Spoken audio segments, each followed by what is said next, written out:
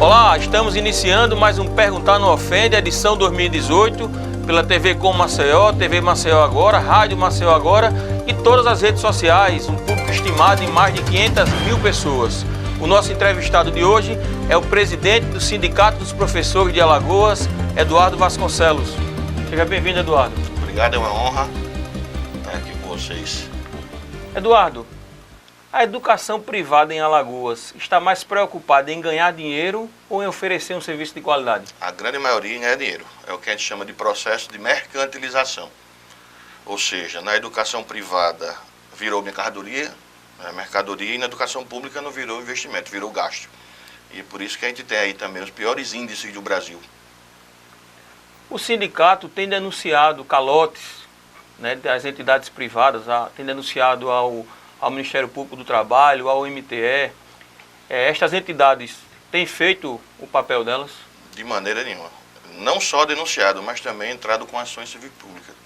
A gente tem, por exemplo, numa escola agora aqui na Serraria, na escola São Judas Tadeu, um problema crônico de falta de pagamento, de desrespeito ao profissional da educação, e a gente recentemente entrou com ação civil pública para cobrar. Não só os salários atrasados, mas também FGTS, as verbas previdenciárias, tudo que realmente um trabalhador, não é só um professor não, um trabalhador realmente ele tem direito de sobreviver dignamente com o suor do seu trabalho. Mas em relação ao MPT e o MTE, eles têm desempenhado de forma satisfatória o papel deles? A gente tem, basicamente, principalmente com o MPT, uma relação mais próxima, apesar de todo sindicato também ser vigiado, vamos dizer assim, fiscalizado pelo próprio MPT. Mas a gente tem vários procuradores muito comprometidos com a situação do trabalho.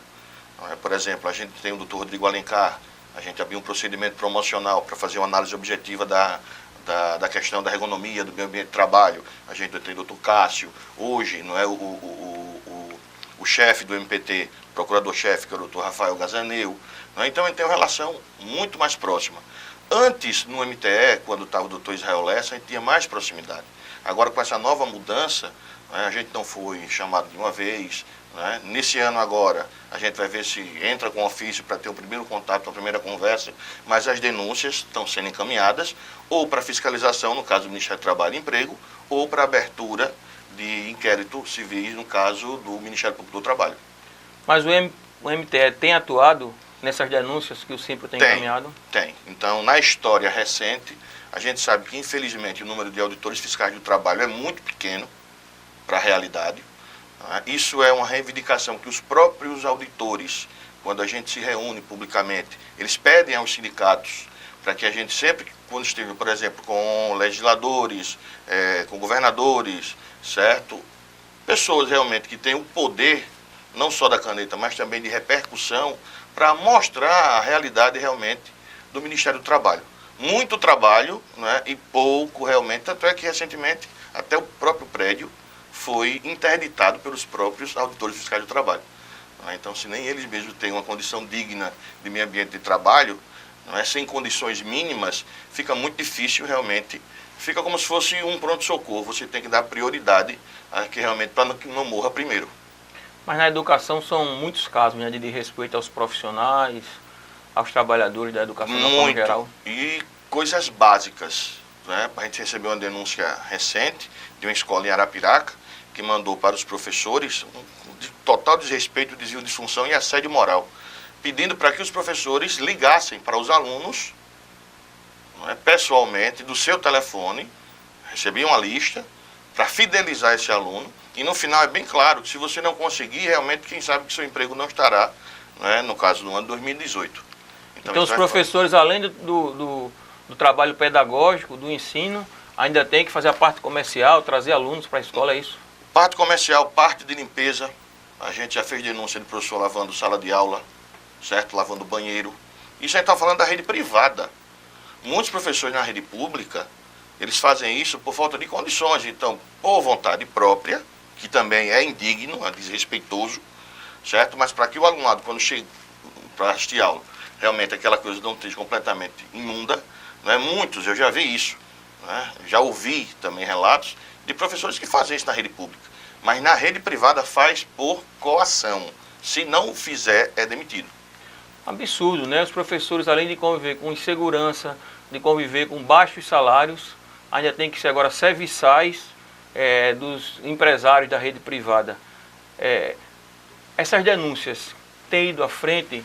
O que é que tem acontecido com instituições desse tipo que diz respeito aos profissionais de educação? A gente tem conseguido termo de ajustamento de conduta no Ministério Público do Trabalho, certo? Outro fato completamente desrespeitoso, isso a gente vem agora agindo diretamente, porque a gente conseguiu, na convenção coletiva que a gente fechou na Justiça do Trabalho, no Tribunal Regional do Trabalho, através de uma ação de dissídio coletivo, que todo o pagamento do professor agora seja feito em conta corrente. Por quê, Cícero? Porque até recentemente os professores eram coagidos a assinar o contra-cheque sem ter realmente recebido aquele valor que é o piso, que já é muito ruim, diga-se de passagem. E ao invés de receber o que realmente determina a convenção coletiva, recebeu o quê? 300, 400 reais, 500 reais. Traduzindo um caixa 2, né? E outra coisa, né? Uma precarização completa do trabalho. E a gente já está recebendo denúncia de que muitas escolas já estão coagindo seus professores a devolver o dinheiro que já estão nas suas contas correntes. Ou seja, você recebe o que realmente é lhe devido pela legislação e você é obrigado a sacar e devolver. Né? Então veja que é criminoso. Isso não é uma questão de Ministério Público do Trabalho, de Ministério do Trabalho e Emprego, isso é uma questão de polícia. Certo? Então, infelizmente, essa é a realidade que muita gente pensa que na realidade na rede privada é tudo lindo, belo, maravilhoso, e não é. É uma realidade completamente... Mas o Cipro tem encaminhado as denúncias, tem acompanhado? Todas. Tem tido resultado? Inclusive, a gente já foi até algumas instituições com a polícia. Certo? A gente já tem aberto o chamado boletim de ocorrência, quando realmente passa da relação de emprego para realmente para o crime. Certo? Ameaça professor, professora, coação de dono de escola. Entendeu? Então, muitas vezes a gente tem que extrapolar o que geralmente o sindicato faz para que o professor seja minimamente respeitado. A sociedade precisa saber disso, né? É um verdadeiro absurdo. O professor é o profissional mais importante dentro de uma sociedade. E estar submetido a esse tipo de procedimento realmente é um absurdo. O senhor, professor Eduardo, apesar de ser presidente do sindicato da rede privada, tem um vasto trânsito também, né, no ensino da educação pública, é conhecedor desse ensino. O senhor poderia traçar um paralelo entre as principais dificuldades do ensino particular e do ensino público em Alagoas? Rapaz, tem muita coisa que são basicamente iguais. Né? Desvalorização. Ainda na rede pública ainda tem uma vantagem, que você, como servidor público, né, como concursado, você tem estabilidade. Coisa que na rede privada você não tem. Então a coação é muito mais eficaz nesse caso. A gente viu um período de dificuldade, né, o Brasil está enfrentando, então a escassez de emprego, e aí gera-se o quê? Subemprego. A reforma trabalhista veio agravar isso, depois a gente pode falar também um pouco sobre isso. Né? Agora, dizer que na rede privada a gente tem só as escolas tops, porque geralmente a sociedade pensa o seguinte, todas as escolas têm como padrão as melhores, e não é. Basicamente, resumindo, a gente tem o quê? 3 níveis de escola. A escola top, que eu acho que aqui em Maceió não chega no de 10. A gente tem aquelas médias e tem aquelas escolas realmente da periferia que não deveriam estar nem abertas, porque prestam desserviço, precariza professores mal formados, e essas, muitas vezes, sem, como diz, né, a própria LDB, sem a legislação em dia para o seu funcionamento. A gente está denunciando ao Conselho Municipal de Educação para que seja feita a fiscalização, para que também confira a questão da autorização legal para o funcionamento. Porque é como se fosse uma terceirização, certo? Isso desde o século XIX, o Estado é ineficiente para dar a educação pública para todo mundo e delegou a rede privada. Só que tem um trâmite legal. Há a responsabilidade do Estado também, porque essas escolas só funcionam porque há permissão. Estado e município, né? Falando da forma geral também da União, principalmente no caso das faculdades. Né? E é um dos maiores problemas hoje das faculdades privadas, justamente não ter uma regulamentação para o funcionamento. Né? E aí virou um completo balcão de negócio, uma completa mercadoria. Aí sim, é algo bem mais claro, né? E bem mais lucrativo. Tanto é que vários grupos de investidores estrangeiros estão vindo para cá, porque viram nesse espaço um espaço importante para o lucro. Certo? Comércio puro. Comércio puro. Agora, dizer que, por exemplo, hoje na rede pública não há escolas de qualidade, existem escolas de qualidade, sim, certo? Com boas estruturas físicas, certo? Com professores qualificados. Agora, o grande problema é um problema histórico, que é o problema, principalmente na rede pública estadual, do monitor, certo? E na rede pública municipal, o problema do orista e do PSS. Porque, na verdade, você precariza, certo? É muito mais fácil de você amedrontar, de você controlar, certo? Na questão da mobilização. Né? Os primeiros a serem atacados por hoje, infelizmente, em muitas escolas, serem a maioria justamente quem? Né? O monitor, no caso do Estado, e o PSS e o orista, no caso da Prefeitura. Né? Então, é um problema seríssimo, infelizmente.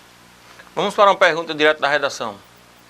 Professor Eduardo, os sindicatos perderam representatividade ao longo dos anos por privilegiarem as lutas ideológicas ao invés das lutas dos trabalhadores? Boa pergunta, uma pergunta complexa, mas a falta de representatividade realmente hoje é algo claro. A gente percebe que nessa luta ideológica que a gente vive basicamente hoje como se fosse uma guerra fria. Coisa que a gente viu aí desde o final da Segunda Guerra Mundial até a queda do Muro de Berlim. A gente vê de novo essa polarização entre esquerda e direita, para mim, de uma forma extremamente burra, de comunismo, todo mundo é comunismo, o PT é comunista, o PT nunca foi comunista. Então é uma profundidade de análise da fundura de um pires, é uma ignorância completa. Até hoje tem gente dizendo que o Temer é comunista. Então, meu Deus, não sabe nem o que é comunismo. E dizer que realmente hoje os sindicatos são representativos, não. Certo? A gente percebe, pelo número excessivo de sindicatos que existem, que foi um dos maiores argumentos justamente para tentar derrubar aí a chamada contribuição sindical. É uma forma de derrubar os sindicatos. E a gente percebe que não são representativos os sindicatos laborais, os trabalhadores, mas também não são, que tem menor índice de filiação, os sindicatos patronais. E muita gente não diz isso. Certo? Então a gente tem que fazer uma autocrítica, qual é o papel do sindicato, certo? Tem que sair, virou burocracia, tem que sair das suas salas para ir para a rua, certo? O papel do sindicato não é só um papel econômico, ele tem um papel social importante. E o Simpro, não é mania de grandeza não, mas eu gosto sempre de dizer que a gente vem ampliando, dialogando com a sociedade, com os vários poderes, de uma forma extremamente, eu acho, na minha opinião, e os resultados dizem isso, eficazes. E sem essa representação, a tendência qual é? Infelizmente, é o trabalho perder força, que a intenção é justamente essa, certo? Que o trabalhador ele perca força através do instrumento histórico de luta coletiva que são os seus sindicatos. Mas muito também, Eduardo, permita-me, por conta dos próprios sindicalistas, de alguns sindicalistas. Posso até citar o Simpro como exemplo, um sindicato que vivia há décadas sendo comandado pelo mesmo grupo, um sindicato que não tinha atuação praticamente nenhuma, que cobrava imposto sindical e não dava resultado nenhum para a categoria. A gente viu uma mudança clara, com a chegada do novo grupo ao qual o senhor comanda. Então, muitos sindicalistas contribuíram negativamente para esse descrédito em relação às entidades sindicais, o senhor não acha? Continuam contribuindo. Infelizmente, é um ciclo vicioso, certo? Porque as pessoas têm o sindicato como profissão. É um erro, certo? O sindicato ele deve ser o quê?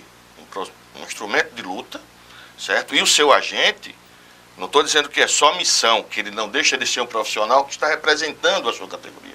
Mas ele não pode ser o seu meio de vida eternamente, certo? Que eu sou a favor da liberação. Como é que você vai? E eu tentei até um certo tempo conciliar a luta sindical com a sala de aula, mas é inviável, impossível. Certo? E quem é que deve financiar o seu sindicalista, se ele realmente é considerado representativo? A própria categoria, porque senão o que acontece? Se você começar a ser sustentado, vamos dizer assim, no caso dos pelegos, pelo patronato, essa relação ela vai ficar extremamente o quê? Corrompida. Você passa a representar não aquele que lhe financia, mas aquele que está do outro lado. Então essa relação começa a ser promíscua. E infelizmente acontece. né? É você receber das duas partes e você ficar do lado mais forte, pelo processo de despolitização da sociedade. Né? Então, infelizmente, é um processo que é desgastante e que, infelizmente, até os sindicatos que atuam acabam sofrendo também. Então, o sindicalista, se ele quiser realmente ter representatividade, ele tem que ir para a porta da instituição. O justo paga pelo pecador. Com certeza. Infelizmente, e você tem que apanhar. Se você quer realmente, querendo ou não, um sindicalista é uma figura pública.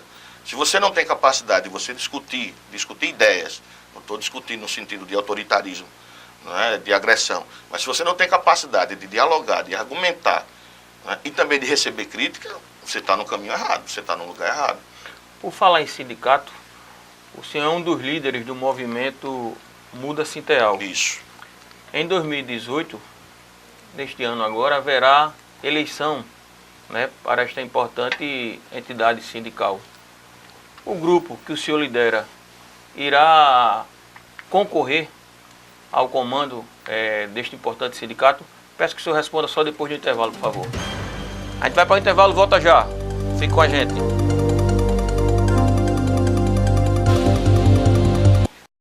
Algumas pessoas insistem em fazer tudo sozinhas. Parece que não acreditam na força da união. Muitas vezes, essas pessoas caem em suas próprias verdades. Na cooperativa Pindorama, a força do trabalho em grupo transforma em realidade o sonho de uma vida melhor e mais digna. Cooperativa Pindorama. Ninguém é forte sozinho. Refresque sua vida, sinta essa alegria. Refresco Coringa é bom todos os dias. São 10 sabores pra você escolher. Curtir com a família no esporte ou no lazer. Refresco Coringa, você faz 1 litro usando apenas um sachê. Refresco Coringa, é rico em ferro, vitamina A e C. Refresco Coringa. Grupo Amigo. Assistência médica integrada em ginecologia e obstetrícia voltada inteiramente para a atenção, prevenção e promoção da saúde da mulher. Com uma renomada equipe médica e tecnologia de ponta, o Grupo Amigo oferece um moderno centro médico para consultas, exames e cursos de capacitação na área de saúde, além de atendimento de urgência e emergência 24 horas no Hospital Arthur Ramos e no Hospital do Açúcar. Grupo Amigo, cuidando de você com ética, honestidade e credibilidade. Olá, estamos de volta. Você está no Perguntar Não Ofende. Nosso entrevistado de hoje é o presidente do Sindicato dos Professores de Alagoas, Eduardo Vasconcelos. Eduardo, deixamos uma pergunta no ar em relação à eleição do Sinteal. Se o grupo que o senhor lidera irá concorrer ao comando desta entidade sindical. Com certeza, né? Isso já é fato consumado. Agora, deixar bem claro o seguinte, o problema, já quem está falando dessa crise de representatividade que também atinge os sindicatos, o sindicato, ele não tem dono. Né? O dono é a categoria. Então, a partir do momento que você, quando pleiteia e quando você busca, através de um grupo que não deixa de ser político, não estou dizendo que é partidário, né? Um grupo político, para disputar, isso é salutar, isso é importante para o processo democrático, tanto é que a gente está contestando tanto a democracia.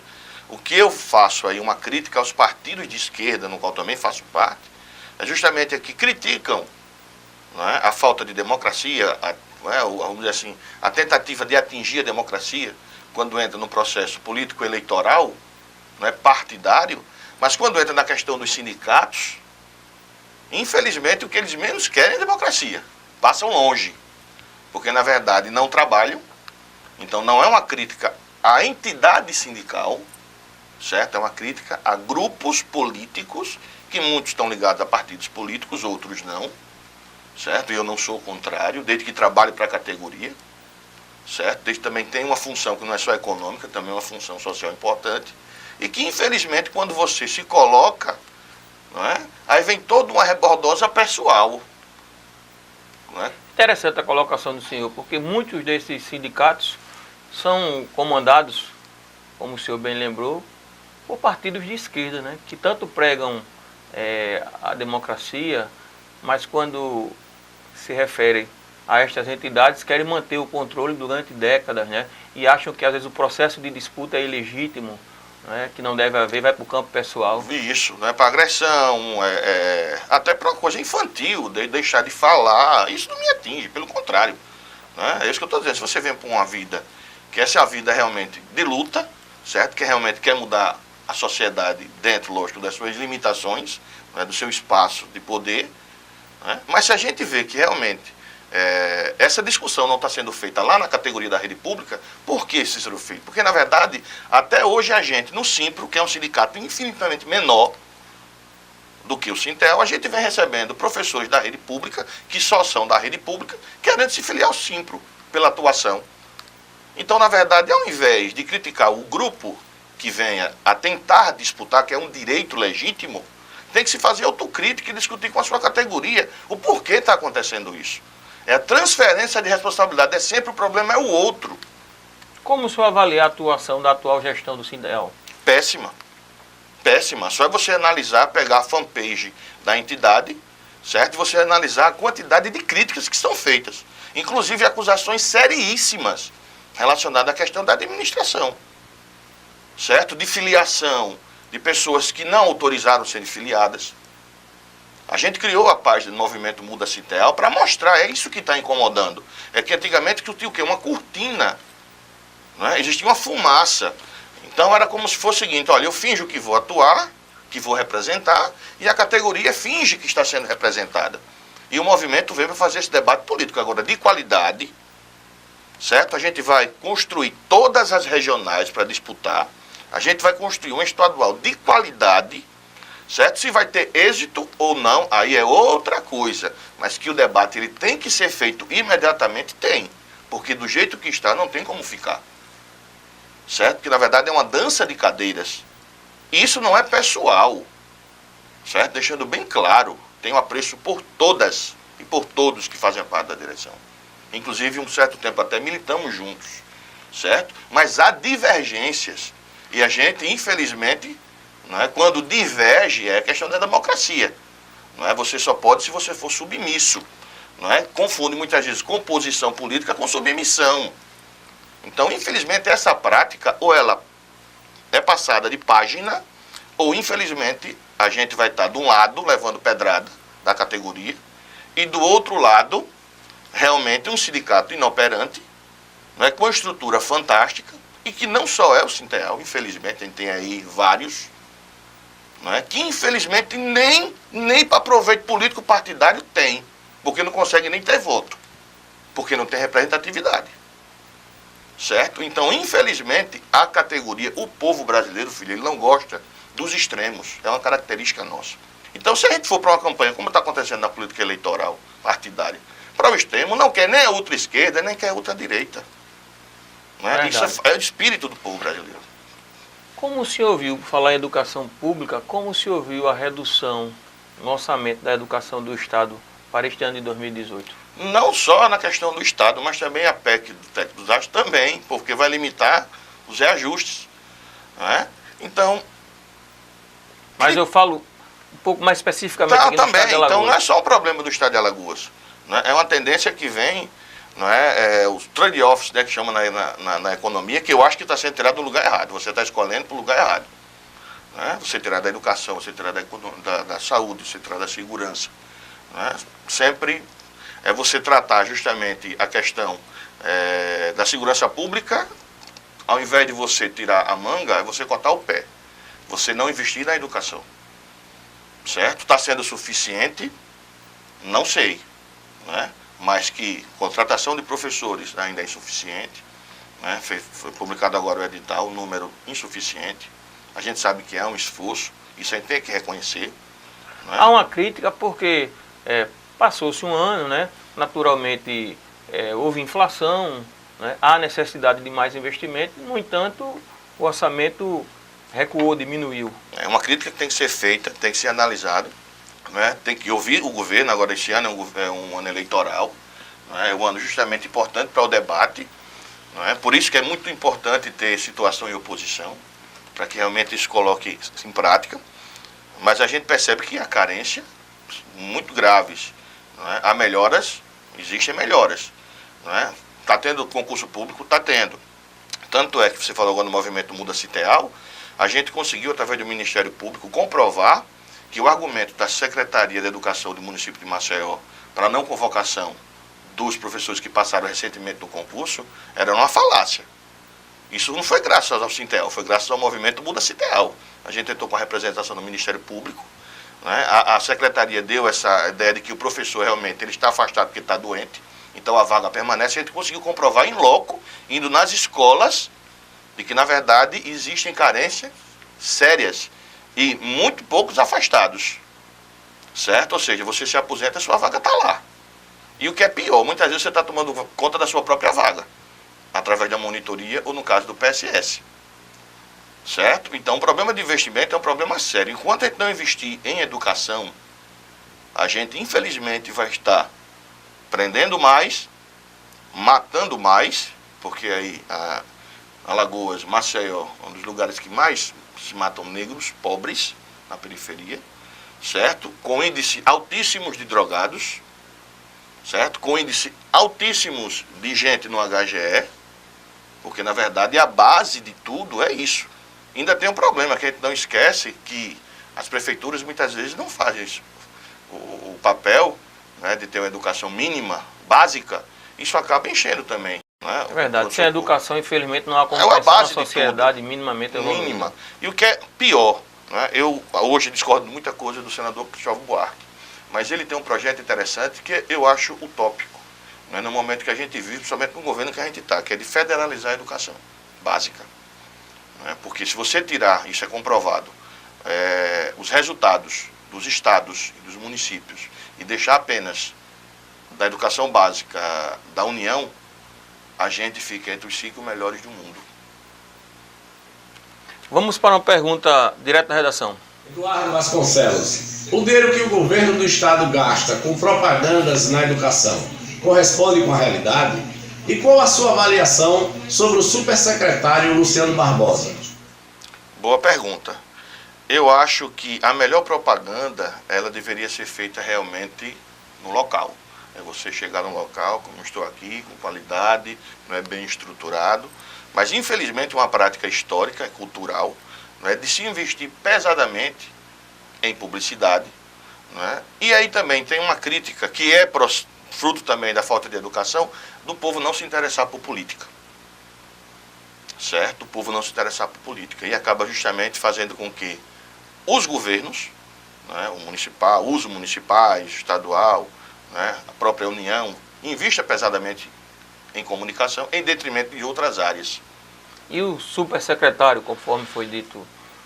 Tenho muito pouco acesso a ele, não tenho nada pessoal, pelo contrário, às vezes que tive contato com ele, um dos momentos mais importantes foi quando a gente pediu apoio a um projeto que a gente apresentou, inclusive foi até fruto de audiência pública, que institui o programa de combate à violência nas escolas e assédio moral, né, foi muito bem recebido. A gente percebe que existe boa vontade, certo? Existe boa vontade, que é um grande problema hoje, eu acho que... O senhor avalia como positiva a gestão? Dentro de um contexto hoje que a gente percebe, né, de crise, como a gente vê, por exemplo, no Rio Grande do Norte, né, no Rio Grande do Sul, vários estados completamente quebrados, e a gente está, mesmo com dificuldade, fazendo concurso público, né, melhorando a estrutura, implementando escola em tempo integral, que eu tenho certas e sérias críticas a esse modelo que é instituído, né, eu acho que tem avanços. Né, e isso a gente só vai ver principalmente no resultado das avaliações, que infelizmente Alagoas, historicamente, detém os piores resultados nas avaliações. Não só na rede pública, mas também na rede privada, deixando isso bem claro. Política partidária, Eduardo. O senhor é filiado hoje ao PCdoB e é, sem dúvida, uma das principais lideranças sindicais do Estado. Pretende concorrer a algum cargo político em 2018? Olha, Cícero Filho, política, na verdade, é grupo. Não é? Ninguém é candidato de você mesmo. Quando a gente se coloca, como eu falei para você, no movimento sindical, né, a primeira crítica que vem é a tentativa de usar como trampolim. Né? Então, isso no primeiro momento, foi algo que foi extremamente batido. E isso é bom, porque abre-se o debate e a gente começa a politizar, certo? Quando agora assumi a presidência em 2015... Se pessoas boas não ocuparem os espaços, só pessoas ruins, né, ocuparão. Claro, claro. Uma coisa lógica. Claro.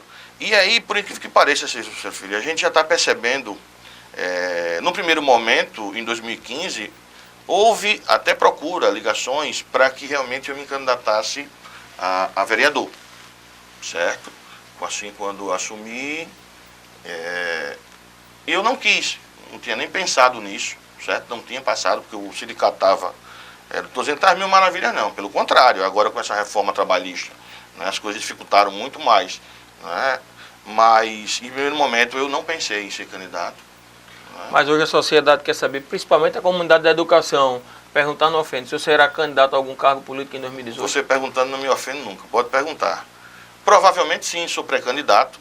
Né? Isso vai ter de concorrer a qual cargo, Eduardo? Provavelmente a deputado federal, né? Porque isso já vem de um anseio da própria categoria, que vem perguntando, né? Que vem até exigindo. Que eu acho que pela primeira vez, quando viram a atuação do sindicato, perceberam que hoje a educação precisa de uma representação, certo?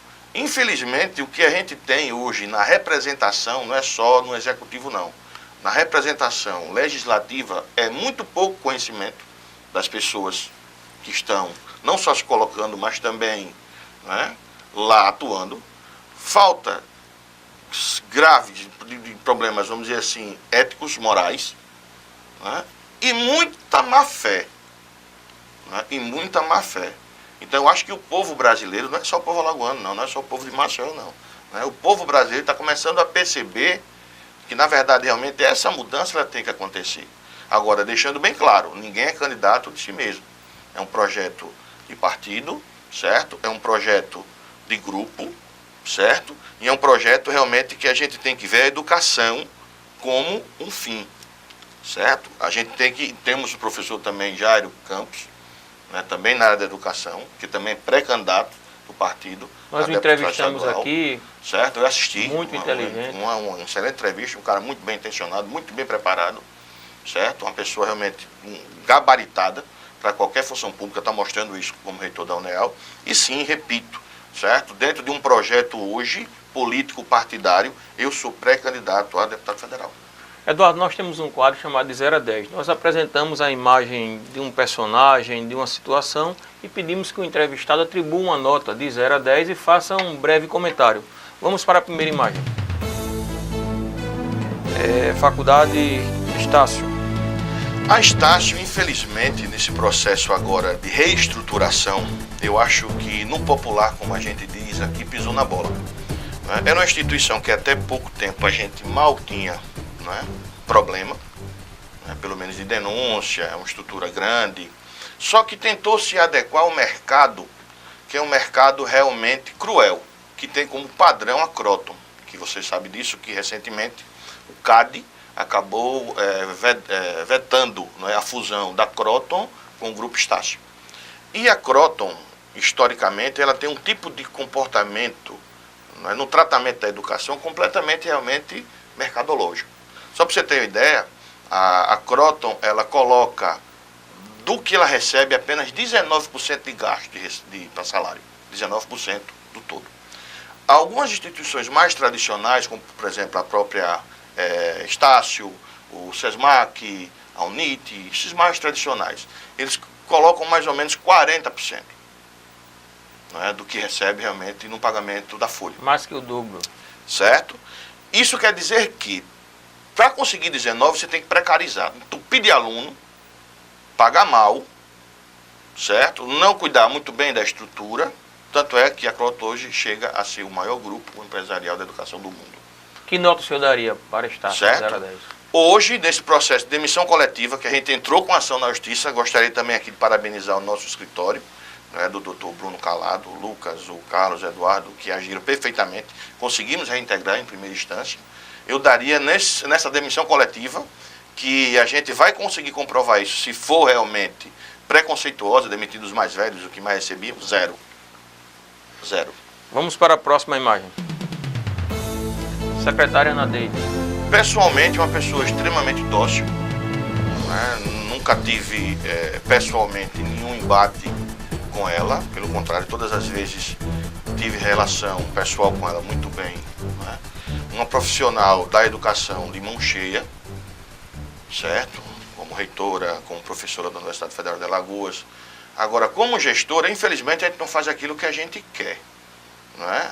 Ela tem uma ligação aí com o movimento histórico mais à esquerda, mas serve hoje a um projeto político, que é um projeto político que, infelizmente, mascara muito, não é? Através da comunicação, que você falou, não é? Com muito poucos resultados, tanto é que, recentemente, eu até denunciei no meu Facebook que uma escola aqui, não é? Na parte baixa, estava sem transporte escolar por falta de pagamento dos motoristas, e as crianças de manhã estavam andando basicamente de 4 a 5 quilômetros para ir para a sala de aula. Que nota o senhor daria à secretária? Como secretária, como pessoa, 10, mas como secretária, 4. Próxima imagem. PT de Alagoas. O PT, na verdade, não é um partido, certo? Não estou falando só de Alagoas, não, só para que as pessoas entendam de uma forma mais ampla. O PT é uma frente. Historicamente, ele se constitui como uma frente. Tanto é que ele é composto por tendências, que são grupos políticos, né, que de várias tendências ideológicas. Tem trotskista, tem marxista, né, tem stalinista, né, que são os comunistas que estão lá dentro. O PT, historicamente, isso são os livros que dizem, ele nasceu para dar errado, mas deu certo. Tanto é que elegemos o maior líder popular da história. Eu acho que é até mais do que Vargas, né, que foi Lula. Mas o PT, na verdade, ele nasce de uma mistura de ex-comunistas, no final da década de 70, geralmente, se for comunista, ateu, não é? O materialismo mais, né, os comunistas mais... Hoje não, a coisa está muito mais frouxa, né? É uma questão mais de progresso, né? Mas na década de 70 era aquele comunismo mais fechado, né? Então, aí você coloca do outro lado padres, membros da Igreja Católica, a discrepância. Aí você coloca operários, aqueles que estão lá com o pé no chão, né, na fábrica. Aí você coloca do outro lado os intelectuais, como Antônio Cândido, né? Então, é um partido conflituoso. Tanto é que, para assumir uma secretaria, uma possibilidade de manutenção de um mandato, no caso do deputado Paulão, que é importante para a esquerda, né? Para assumir, para voltar ou não ao governo Renan Filho, né? Entra essa questão de golpe, não é? E esquece que, na verdade, a política ela é contraditória. A gente está falando de um país continental, de outro partido, que é uma frente, que é o PMDB. Você comparar, por exemplo, o PMDB de Romero Jucá, o PMDB de Roberto Requião, isso é completamente... Mas o PT, um pouco mais especificamente, o PT de Alagoas. O PT de Alagoas foi filiado há um bom tempo, tenho grandes amigos, certo? Mas pelas, vamos dizer assim, contradições existentes, é por isso que eu tentei resumir um pouco a história de como foi constituído, eu daria 5. Ok. Eduardo, estamos chegando ao final da nossa entrevista. Eu quero agradecer a sua participação. Desde já, reiterar o convite para que esteja aqui em outras oportunidades. É sempre bom ver personalidades, né, do meio político, sindical, estar conversando diretamente com a sociedade, trazendo informações valiosas, e abre espaço para que você faça suas breves considerações finais, por favor. Primeiramente, agradecer, não é, toda a produção, não só, não é, o grande apresentador que está se mostrando, né, o grande Cícero Filho, hoje um dos maiores programas realmente da televisão alagoana, ligado à questão política, realmente hoje reverbera de uma forma imensa, não é, no meio. Isso vai chegar à sociedade com certeza, não é, que amplie, não é, que realmente cresça e que dê bons frutos. É uma honra, não é, e sempre muito bom falar sobre a educação, porque na verdade para tentar tirar, não é, essa fumaça de que realmente muita coisa anda muito boa na rede privada que não é, e mostrar também as limitações na rede pública. Não é? Isso é um papel de cidadão, isso não é só um papel de sindicalista, não. Obrigado, Eduardo.